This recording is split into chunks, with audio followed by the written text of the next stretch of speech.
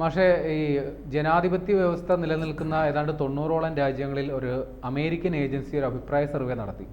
ഏറ്റവും മികച്ച ജനപിന്തുണയുള്ള രാഷ്ട്രീയ നേതാവ് ആര്, അല്ലെങ്കിൽ ലോക നേതാവ് ആര് എന്ന തരത്തിലുള്ള ഒരു സർവേ നടത്തി.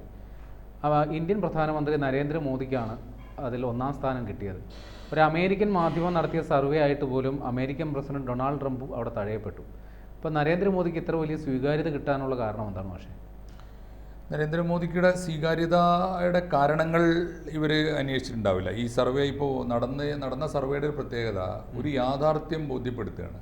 ജനങ്ങളുടെ മനസ്സിലുണ്ട്. ഇപ്പോൾ ഈ മോർണിംഗ് കൺസൾട്ട് വളരെ വിഖ്യാതമായ സ്ഥാപനമാണ്, വലിയ ആസ്തിയുള്ള സ്ഥാപനമാണ്. അമേരിക്കയിലെ എല്ലാ വൻകിട നഗരങ്ങളിലും വലിയ സെറ്റപ്പും ആസ്ഥാനങ്ങളും ഉള്ള ഒരു സ്ഥാപനമാണ്. 2014 തൊട്ട് പ്രവർത്തിക്കുന്നുണ്ട്. കഴിഞ്ഞ 10 കൊല്ലമായിട്ട് ലോകത്തിലെ ഒരുപാട് ഏജൻസികൾക്ക് വേണ്ടി വളരെ ശാസ്ത്രീയമായ സർവേകൾ നടത്തിയവരാണ് ഇവർ. ബില്യൺസാണ് അവരുടെ റേറ്റ്. അപ്പോൾ അത് ഒരു അമേരിക്കൻ തന്നെയാണ്, അമേരിക്കക്കാരൻ തന്നെയാണ് നടത്തുന്നത്. മൈക്കൽ റാംലെറ്റ് എന്നാണ് അദ്ദേഹത്തിൻ്റെ പേര്. അദ്ദേഹമാണ് അദ്ദേഹത്തിൻ്റെ CEO ആണ്, സ്ഥാപകനാണ്. അപ്പോൾ ആ സർവേയിൽ അതിൻ്റെ പ്രത്യേകത എന്താണെന്ന് വെച്ചാൽ അത് എളുപ്പമില്ല അങ്ങനെ ഒരു സർവേ നടത്താൻ.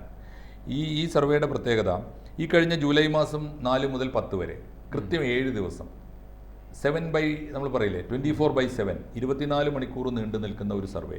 അത് അറിയാലോ, ഗ്ലോബലി അങ്ങനെ നോക്കുമ്പോൾ ഈ ഒരിടത്ത് രാത്രിയാണെങ്കിൽ ഒരിടത്ത് പകലാവുമല്ലോ. അങ്ങനെ ഒരിക്കൽ പോലും അഖണ്ഡമായിട്ട് തുടർച്ചയായിട്ട് നടന്നൊരു സർവേ. ആ സർവേയിൽ ഒരു രാജ്യത്ത് നിന്ന് ഈ 90 രാജ്യങ്ങൾ എന്ന് പറയുന്നതിൻ്റെ പ്രത്യേകത, ലോകത്തിപ്പോൾ 204 രാജ്യങ്ങളുണ്ട്, ആൾപ്പാർപ്പുള്ള രാജ്യങ്ങൾ. അതിൽ പലതരം ഭരണക്രമങ്ങളുണ്ട്. അപ്പോൾ ജനാധിപത്യ രാജ്യങ്ങൾ തന്നെ 94 95 ഉണ്ട്. അതിൽ തീരെ ഈ വാർത്താ വിതരണ സൗകര്യങ്ങൾ കുറഞ്ഞ രാജ്യങ്ങൾ കളഞ്ഞിട്ട് ബാക്കി 90 രാജ്യങ്ങൾ തിരഞ്ഞെടുത്തു. ഈ 90 രാജ്യങ്ങളിൽ നിന്ന് മിനിമം 10,000 മനുഷ്യരെ തിരഞ്ഞെടുത്തു. അത് ധാരാളം അനുഭവങ്ങളുള്ള ഒരു സീനിയോറിറ്റി കണക്ക് സീനിയർ സിറ്റിസൻസിനെയാണ് തിരഞ്ഞെടുത്തത്. അതിൽ തന്നെ പ്രാതിനിധ്യ സ്വഭാവത്തോടെ സ്ത്രീകളും ലിംഗ നീതി കാണിച്ചുകൊണ്ട്, അതുപോലെ നഗരങ്ങൾ, ഗ്രാമങ്ങൾ, നാട്ടിൻപുറത്തുകാർ, വലിയ തൊഴിൽ ചെയ്യുന്ന സാധാരണക്കാരൊക്കെ തീരുമാനിച്ചുകൊണ്ട് 10,000 പേര്, ഏറ്റവും ചുരുങ്ങിയത് ഒരു രാജ്യത്ത് നിന്ന് 1000-ൽ കുറയാതെ ആളുകൾ. ഇപ്പോൾ 90 രാജ്യത്തും 90,000 പേര് എന്ന് വെച്ചാൽ 1,00,000-ഓളം ആളുകളെ ഇൻ്റർവ്യൂ ചെയ്യാണ്. ഓൺലൈൻ ഇൻ്റർവ്യൂ ചെയ്യാണ്, അല്ലാതെ സർവേ ടിക്ക് ചെയ്ത് പോവല്ല. ഓൺലൈൻ ഇൻ്റർവ്യൂ ചെയ്ത് റെക്കോർഡ് ചെയ്ത് രേഖയാക്കുകയാണ്. അങ്ങനെയുള്ള രേഖയാണ് ജൂലൈ 10-ാം തീയതി 7 ദിവസം കൊണ്ട് തീർന്നത്. അതിൻ്റെ മൂവിങ് ആവറേജ് എന്ന് പറയുന്നത്, ഈ 7 ദിവസത്തെ മൂവിങ് ആവറേജ്, ലോകത്തിലെ എല്ലാവരോടും സംസാരിച്ചതിൻ്റെ ഒരു മൂവിങ് ആവറേജാണ് ഇവരുടെ സ്കോർ. ഈ ആവറേജ് പ്രകാരം അത് ഗവൺമെൻറ് അവിടുത്തെ എല്ലാ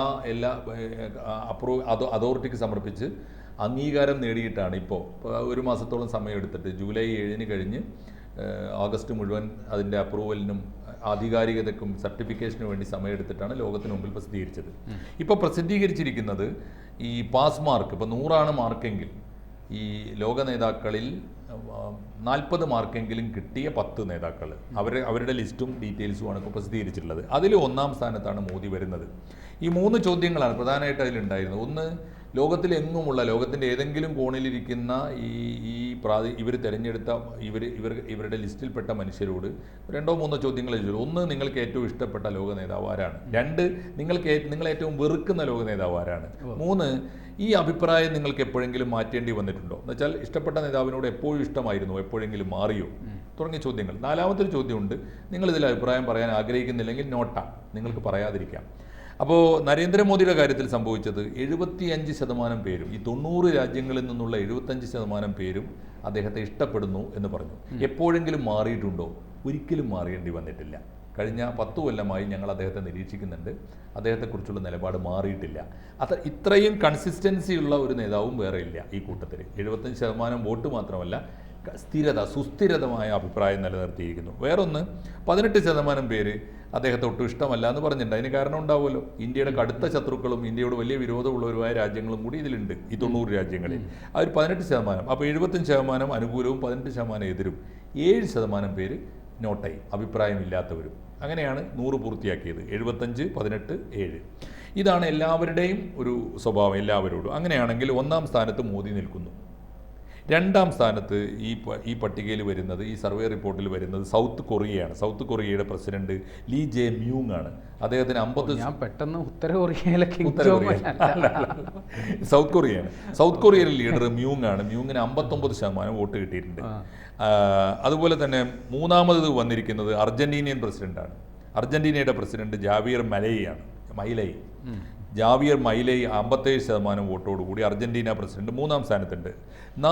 നാലാമത്തേത് കാനഡയാണ്. കനേഡിയൻ പ്രൈം മിനിസ്റ്റർ മാർക്ക് കാർണിയാണ്. മാർക്ക് കാർണിക്ക് 56% വോട്ടുണ്ട്. അതുപോലെ 5-ാം സ്ഥാനത്ത് ഓസ്ട്രേലിയയാണ്. ഓസ്ട്രേലിയൻ പ്രൈം മിനിസ്റ്റർ ആന്റണി ആൽബനീസിന് 54% വോട്ടുണ്ട്. 6-ാമത് മെക്സിക്കോ ആണ്. മെക്സിക്കോയുടെ പ്രസിഡന്റ് ക്ലൗഡിയ ഷെയിൻബോമാണ്. അദ്ദേഹത്തിന് 53% വോട്ടുണ്ട്. 7-ാമത് വന്നത് സ്വിറ്റ്സർലൻഡാണ്. സ്വിറ്റ്സർലൻഡിൻ്റെ പ്രസിഡന്റ് കാരിൻ കെല്ലർ സൂട്ടർ 48% വോട്ടുണ്ട്. 8-ാമത് വന്നിരിക്കുന്ന അമേരിക്കൻ പ്രസിഡന്റാണ്. അത് ശരി, ആലോചിച്ച് നോക്കൂ. 8-ാമത് വന്നത് അമേരിക്കൻ പ്രസിഡന്റാണ്. അമേരിക്കൻ പ്രസിഡന്റിന് 2 റെക്കോർഡുണ്ട്. ഈ അമേരിക്കൻ കമ്പനി, അമേരിക്കക്കകത്ത് ഇത്ര ശക്തമായി ഇത്രയും കാലമായി പ്രവർത്തിച്ചുകൊണ്ടിരിക്കുന്ന അമേരിക്കൻ കമ്പനി നടത്തിയ സർവേയിൽ ലോക നേതാക്കളുടെ ജനപ്രീതിയിൽ 8-ാം സ്ഥാനത്താണ് ഡൊണാൾഡ് ട്രംപ് ഉള്ളത് എന്ന് മാത്രമല്ല, 2-ാമത്തെ ക്വസ്റ്റ്യൻ ഉണ്ടല്ലോ, അങ്ങേക്ക് ഏറ്റവും വെറുപ്പുള്ള നേതാവ് ആരാണ് എന്ന ചോദ്യത്തിന് ഏറ്റവും കൂടുതൽ വോട്ട് കിട്ടിയത് 50% ഉള്ളൂ. ബാക്കിയുള്ളവർക്കൊക്കെ അങ്ങനെ സ്കാറ്റർ വിതരണം ചെയ്തു പോയി, ഡിസ്പേഴ്സ് ചെയ്തു പോയി. പക്ഷേ അക്കൂട്ടത്തിലും 1-ാം സ്ഥാനം ട്രംപിനാണ്. 50% മനുഷ്യർക്ക് വെറുപ്പുള്ളത് ട്രംപിനോടാണ്. അത്ഭുതകരമാണ് ഈ റിപ്പോർട്ട് എന്ന് പറയുന്നത്. അമേരിക്ക അത് വിശ്വാസ്യതയും ഉള്ളത് അതുകൊണ്ടാണ്. 9-ാമത്തെ ലിസ്റ്റിൽ 9-ാമത്തെ പേര് പോളണ്ടിൻ്റെ പ്രൈം മിനിസ്റ്റർ ഡൊണാൾഡ് ടസ്കാണ്. ടസ്കിന് 41% വോട്ട് കിട്ടിയിട്ടുണ്ട്. ഇവരുടെ ഈ സ്കോർ, ഇവരുടെ പാസ് മാർക്ക് 40%. ഏറ്റവും ഒടുവിൽ 10-ാമത് എത്തിയിരിക്കുന്നത് 40% മാർക്കുമായിട്ട് ഇറ്റലിയാണ്. ഇറ്റലിയുടെ prime minister Georgia Meloni 40% vote. ഈ ട്രംപിന്റെ ഒരു സ്വഭാവം വെച്ച് നോക്കുമ്പോൾ ഈ സർവേ നടത്തിയ സ്ഥാപനം ഇപ്പം നിലവിലുണ്ടാകാൻ സാധ്യതയില്ല. ശരിയാണ്. ട്രംപ് ഇതിനോട് എങ്ങനെ പെരുമാറും എന്നത് ഇനി കണ്ടറിയണം. പക്ഷെ എന്തൊക്കെയായാലും ഇതിലുള്ള ഒരു പ്രത്യേകത, ഈ കമ്പനിയുടെ ഈ സർവേയുടെ ഒരു അടിക്കുറിപ്പിൽ അവർ പറയുന്നുണ്ട്, ഞങ്ങളുടെ രാജ്യത്ത് ചരിത്രത്തിലാദ്യമാണത്രേ അമേരിക്കയുടെ ഇത്ര അന്തസ്സ് കെട്ട, അമേരിക്കയ്ക്ക് ഇത്ര നിലവാരം കുറഞ്ഞ, അമേരിക്കയുടെ അഭിമാനം ഇടിഞ്ഞുപോയ ഒരു ഘട്ടമാണ്. അതിന് ഉത്തരവാദി ഈ പ്രസിഡന്റ് ആണെങ്കിൽ അത് ലോകത്തോട് പറയാൻ ഞങ്ങൾ തീരുമാനിച്ചു. അതുകൊണ്ട് തന്നെയാണ് 1 മാസത്തെ അപ്രൂവലിന് ശേഷം, 1 മാസത്തെ കൂടിയാലോചനയ്ക്ക് ശേഷം, സെപ്റ്റംബറിലാണ്, അപ്പോൾ ഇത് ജൂലൈയിൽ വന്നതാണല്ലോ, ഞങ്ങൾ വേണ്ടത്ര കൂടിയാലോചനയ്ക്ക് ശേഷമാണ് ഇത് സർക്കാരിന് പ്രസിദ്ധീകരണത്തിന് കൊടുത്തതെന്ന് പറയുന്നുണ്ട്.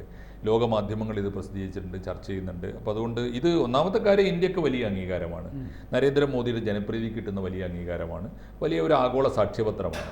വേറൊന്ന്, ജനാധിപത്യ രാജ്യങ്ങളുടെ തലപ്പത്ത് ലോകത്തിലെ ഏറ്റവും വലിയ ജനാധിപത്യ രാജ്യം തന്നെ വന്നിരിക്കുന്നു എന്നതൊരു ചെറിയ കാര്യമല്ല. അപ്പോൾ ജനാധിപത്യത്തിന് ഏറ്റവും നല്ല മാതൃകയാക്കാവുന്ന ഒരാളാണ് മോദി എന്ന് വന്നു ചേർന്നിരിക്കുന്നു. ഒപ്പം ഈ ട്രംപ് ഉൾപ്പെടെയുള്ള ലോക പോലീസായി ചമഞ്ഞ് ലോകത്തെ മുഴുവൻ പേടിപ്പിക്കാനും ഭരിക്കാനും നിയന്ത്രിക്കാനും ഈ താരിഫ് കൊണ്ടുവന്നിട്ട് പട്ടിണിക്കിടാനും കഞ്ഞികൂടി മുട്ടിക്കാനും ഒക്കെ ശ്രമിക്കുന്ന ഭരണകൂടങ്ങളെ ജനങ്ങൾക്കൊട്ടും ഇഷ്ടമല്ല എന്ന് അമേരിക്കയിലെ തന്നെ പ്രസിദ്ധമായ ഈ സർവേ കമ്പനി നടത്തിയ വോട്ടെടുപ്പ്, തീർച്ചയായിട്ടും മോർണിംഗ് കൺസൾട്ട് നടത്തിയ ഈ വോട്ടെടുപ്പ് അല്ലെങ്കിൽ ഈ അഭിപ്രായ സർവേ വിശ്വാസ്യമാണ്. ഒന്നാമത്.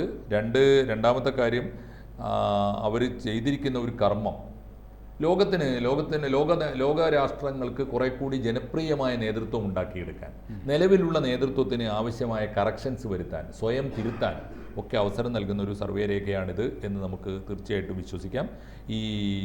ഈ നേരത്തെ ഇങ്ങനെ ഒരു അംഗീകാരം നേടിയ നമ്മുടെ പ്രധാനമന്ത്രിയെ എല്ലാ ഇന്ത്യക്കാരും ഹൃദയം തുറന്ന് അഭിനന്ദിക്കുകയും ചെയ്യാം.